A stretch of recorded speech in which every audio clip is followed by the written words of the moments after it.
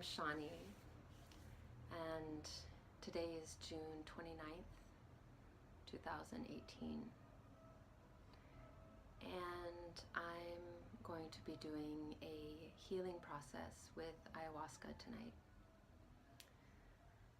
This is my 5th time to partake in the plant, and it's all been over the past year and a half. The first time and then third and fourth times were all with Santo Daime, the religion, and my second time was with the guide that I will be with today, who uses ayahuasca as a form of healing. He calls it a healing process, an emotional, he calls it an Amazonian healing process. And it really feels that way. It's felt that way before, and I know this guide quite well. And my experience before was extremely vivid and transformational, powerful, just a beautiful, beautiful experience. Many people wonder, what's ayahuasca? Why do you do it? How do you do it? Etc. And there's tons of information out there. Essentially, what I can share is that it's a combination of two plants. It's actually not just one plant. I believe the vines of one and the roots of another, and they come from the Amazon. And now ayahuasca is being used all over the world, and people are treating themselves for addiction. It's really a powerful healing force when it comes to addiction to hard drugs or alcohol, to sex, to eating, many, many things. And people come to ayahuasca for a lot of different reasons. I personally was exposed to it through family about 7 years ago, and I always said no. Year after year, I always made excuses and said, no, I don't want to do that, no, I don't want to do that. I made excuses like, oh, I'm pregnant or I'm breastfeeding, which I was many times over the past 6-7 years. And at some point, something changed, and it was my best friend who introduced me to the guide who I'll be seeing today. And she introduced me to him in a different context because he does other forms of healing sessions. And when I met him, it was a very open conversation, and I was already developing interest and curiosity in the plant. And so I got to meet with him, and I wasn't expecting to do it. It was more of just sharing and talking, and he's really a healer and a guide, and helps people work through stuff, kind of like a life coach, and he does a lot of different things. But when I met with him, we just had coffee, you know. I'm pretty sure I had a black Americano, and that's quite strong. And so we talked a lot, and I shared a lot, and with this stranger I cried, and a lot came out, even though I wasn't even investing anything as far as doing a process with him. But as it turns out, about 6 months later, I had the opportunity to join him in the place that he does it and do this process. And so this is now my second time in this context, in a different city, in a different country, but with the same person. And I'm coming to the plant because I need healing. And I know that I need healing. And at some point, I was really wanting to do the plant. I wasn't pressured into it. My sister was telling me about it for years and said, join me, join me, join me. And I heard about people wearing white robes or white dresses and throwing up, and it just didn't appeal to me. And then at some point that changed because I was ready, and the plant called to me. And I really feel like if you ever consider to do ayahuasca, don't do it because somebody else wants you to do it. Do it when you're ready and you feel that calling to do it. And that should be the case for anything. So I went to it for healing, and that healing was not physical healing, although it definitely has its positive ramifications in my health and my body. But I was going to it for more emotional healing, and I had spent years of my life just devoting myself to my kids and to their upbringing and to their health and care, and really a bit too much, I think. And I've been using ayahuasca since last year to come back to myself and to come back to my path and to who I am without this dependency on others in terms of I'm in a relationship, or I'm the mother to these children, or I'm a friend to so-and-so, or I'm a daughter to my parents, or I'm a sister, or I'm all these different roles. And it wasn't that I was seeking healing in terms of my relationship with other people. I've really been going more and more inward and aligning more with my own truth. And ayahuasca helps you, if you're open and if you're ready, to uncover these layers that we've built up over time, maybe built up over lifetimes, maybe we've built them up since childhood. I mean, it goes back a long way. It goes back into past lives. I firmly believe that. But childhood trauma doesn't go away, for example. And sometimes we're not even aware of our childhood traumas. We just continue on and say, no, I'm all good, I'm all good. But really there's something that's so present in us that we need to uncover to move forward in our lives in a healthy way. And so I'm going into this process having, fortunately enough, just done 2 weeks ago, just finished a 10-day vipassana meditation course. So I'm in a very clear state, clearer in terms of my mind and my health, clear state, and much clearer than I've been in a long, long time.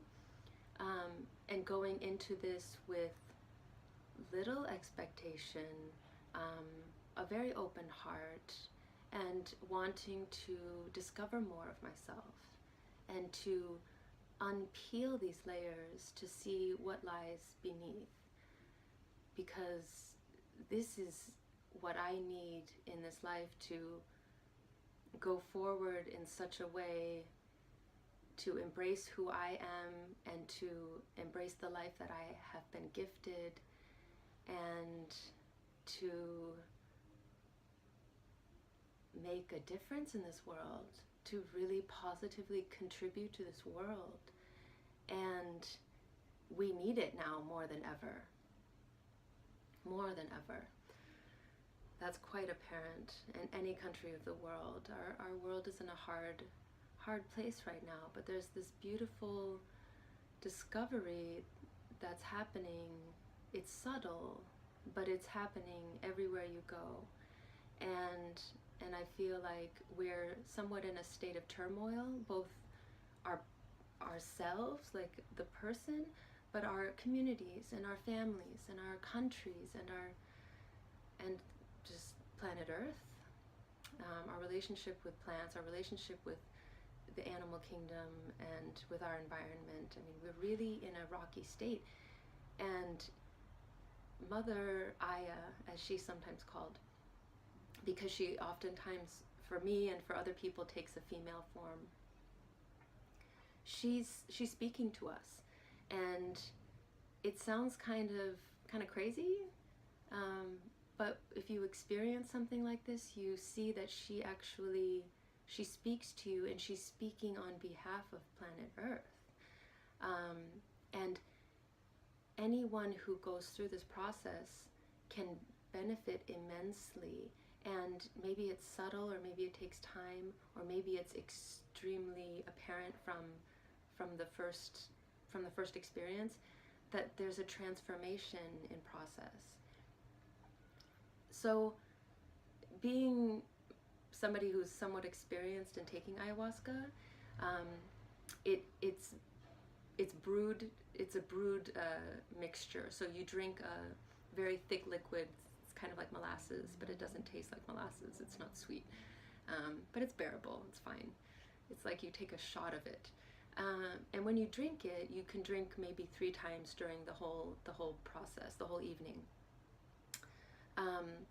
When you go through this process, you have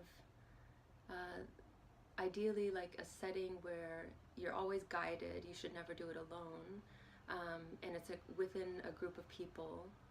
Most of the time, I've been in groups as large as 50 or 60, and as small as 5. But when you're in these groups, everyone's on their own journey, but it's a journey that goes within. And so ideally you're sitting in meditation, your spine is erect for the first bit of time. You might throw up, and when you throw up, it's just that your body needs to throw up, but it's really an emotional release, I've found.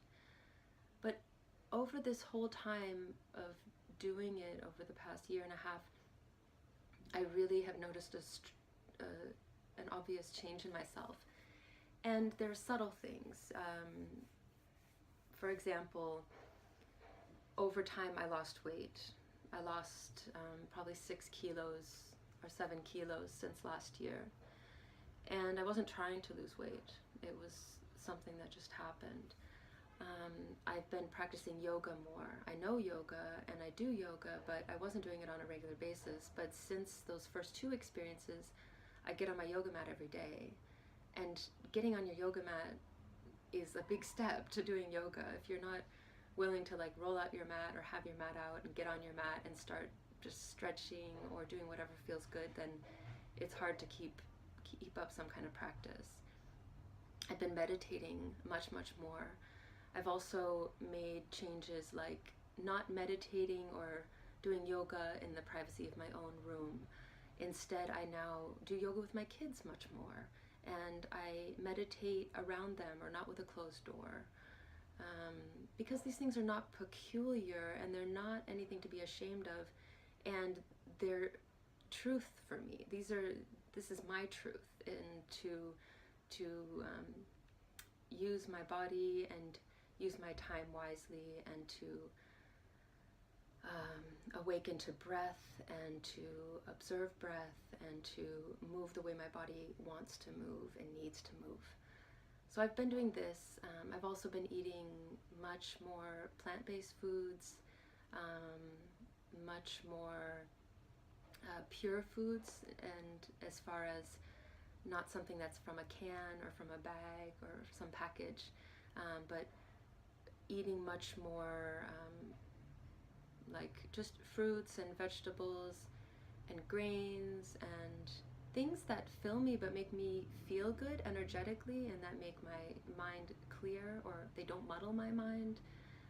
They don't take as much from my body to process. And then I love cooking and I love baking, and so I make these things obviously then not just for me but for my family. In addition, the benefits I've already noticed have been that I've been much more close to who I am, and going back to the times in my life where I thought life is good and everything is really very peaceful, and I was at peace with myself and happier, etc. And I've been able to kind of go back into that and be healthier in my lifestyle now, but also acknowledge that I have this potential to live out my ultimate truth and to do what my heart tells me. And things happen over time. You know, relationships happen, marriages happen, divorces happen, children happen, work happens, unemployment, you know, money matters, and family issues, and you know, the daily news and social media and all this stuff, right? But if you're not good at your core, if you're not even exploring or open to what's happening at your core, then you can't contribute in the ultimate way, which is, you know, giving your true self to who you are, but also outwardly, giving it to the world, to others around you. For example, just me being in a better place emotionally and physically, then I'm a better parent. I'm also more clear about what I'm doing in my life, and choosing things that I want to do, and not exhausting myself with things that I don't want to do that are just taxing. And so I feel like a lot of this clarity came with ayahuasca, with this plant. It's an incredible medicine, and it helps people in so many ways. Just, there's a long list of who would benefit from ayahuasca, and people with what kind of lifestyles. And if you're not happy with your job, or things aren't right in your relationship, or you're depressed, or you're anxious, or you're always tired, or you're obese, or you're suffering from things that happened in your childhood that you just can't get over, or when talk therapy doesn't work. I've also heard that ayahuasca is like doing, one night of ayahuasca is like doing 5 years of talk therapy. And I believe it. It's incredible. So I'm going into my process today to go more inward, and I'm not, my intention for this journey is not to better my relationship with other people. That's probably going to happen, but I'm not going into it for that. I'm going into it to look at my inner self, and to go more deeply into what's happening in me, and things that I'm not necessarily facing on a conscious level, that I would like to face, that I would like to embrace, and I would like to be aware of, because there's so much that I've kind of stuffed to the side. And over time, that's what we do. We're kind of taught to, oh, move on, or don't be sad, and just fuck up, little camper, you know, and you move on with things. But there's so many feelings, maybe from when I was 2, or when I was 10, or when I was 25, whatever. There are so many things that maybe I didn't process and really accept, or really work through, etc. But like I said, it's not just this life, it's past lives, and it's something that I know very little about, but I understand that I'm doing this work not just for me, but for my family and community, and for my relationships, and for my parents, and my siblings, and for my ancestors, for my grandmother who just passed away, for my mother who passed away, for their generations before, the many generations before. There's just, it's never ending, you know, where we came from and where we're going. You can do ayahuasca and have it benefit anyone.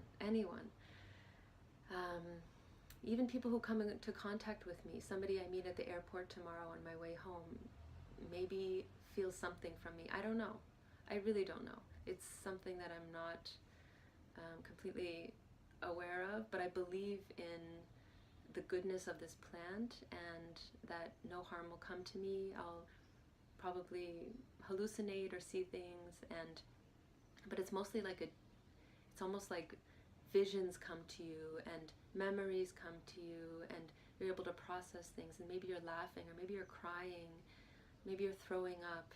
I mean, there are all these little details, but ultimately it's a psychedelic. I mean, you're tripping, but it's not something that's out of control, and it's in the safest place that you can be, and you have a guide to take care of you, and there are other people around who are going through the exact same thing.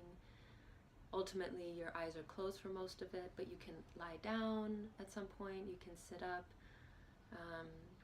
You don't move around, you don't go somewhere for this type of process. For the religious type, there's the Santo Daime that they do dance works, for example, and you're actually dancing the whole time in a certain format, a certain type of dance. But that's not what I'm doing this time. That exists though, the movement, and there's so many ways to experience ayahuasca. So yes, so ultimately I'm going into this to have a clearer vision of myself and also of my future and where I'm at, and to observe that and see where I'm at today. I've gone through a lot of transformation, like I said, the past year and a half, but really over the past few months, I've gone into the depths of darkness with depression. I've had a 10-year relationship come to an end. I've been really down at times, but I've kind of let go of a lot, and letting go of a lot has helped me to release and to be less attached to things, and to just accept what's happening now, and accept who I am now and what's going on, and then be more open to a future that maybe is unbeknownst to me. You know, I'm on this path, and I'm coming closer to my true path, which I feel, but I'm getting there. I'm not there yet. You know, I'm coming closer and closer. Sometimes I step on that path, you know, and I feel like, oh, that's the right one. But I'm not always walking on that path on a day-to-day basis or moment-to-moment basis. So this is my pre-ayahuasca journey recording, documentation, because I want to know for myself where I am today, and in retrospect where I was before the process. And after the process, within a few days probably, I will reflect on how the process was for me, and will document that as well.